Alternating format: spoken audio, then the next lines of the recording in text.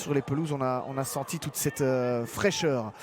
Attention à Prunier pour une première possibilité, ça passe juste à côté, cela fait quelques secondes. Et déjà une première occasion pour Mondi Prunier, buteur la semaine dernière. Ça peut avoir des conséquences.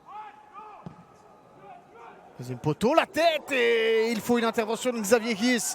Et voilà, on parlait de cette première situation. Là, il y a une faute de Nathan Decatz. Pas protégé du tout le deuxième poteau. Et regardez ici, on va analyser un petit peu ses dires. Ça vient de la deuxième zone. C'est Jorendom qui vient clairement de la deuxième ligne. C'est Keisuke Goto qui attire deux défenseurs. Et on va profiter de ce ballon avec un ballon qui file juste à côté et un bon sauvetage.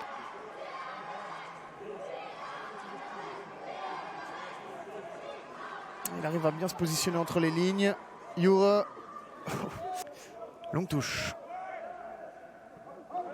Et ça passe à travers tout le monde, ça. Sur la latte, finalement, Prunier. Est-ce que c'est dedans ou pas? Est-ce que ça a traversé la ligne? Apparemment non. Franchi la ligne. Que c'était chaud pour les Futurs.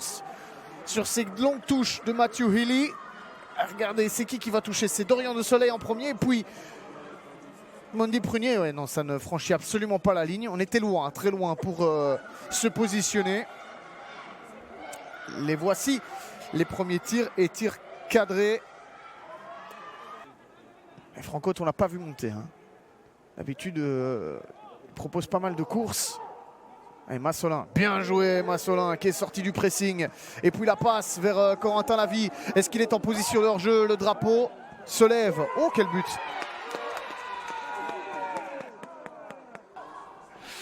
On va revoir évidemment le ralenti. Mais Monsieur Stevens a décidé de ne pas siffler.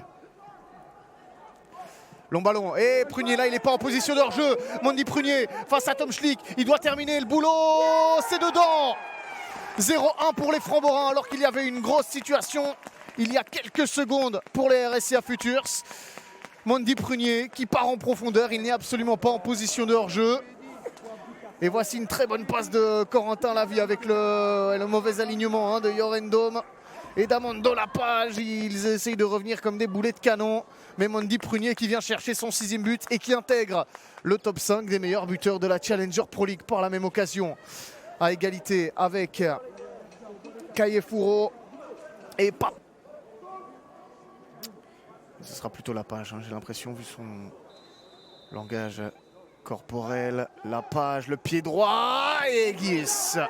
C'était cadré. Ce tir, c'est déjà le 3e tir cadré des jeunes Anderlechtois. Il va y encore avoir du changement du côté des RSCA Futurs avec Terry Van de Ven qui va monter. Là, il y a une faute et une nouvelle carte. Ah oui, c'est la rouge. Karim Belosine doit absolument aller accrocher cette victoire parce que le prochain match sera compliqué pour lui. Xavier Guis, c'est terminé. C'est terminé. 2e victoire, coup sur coup des Framborains. Et c'est honnêtement mérité, vu ce qu'ils ont montré aujourd'hui, vu ce qu'ils ont montré dans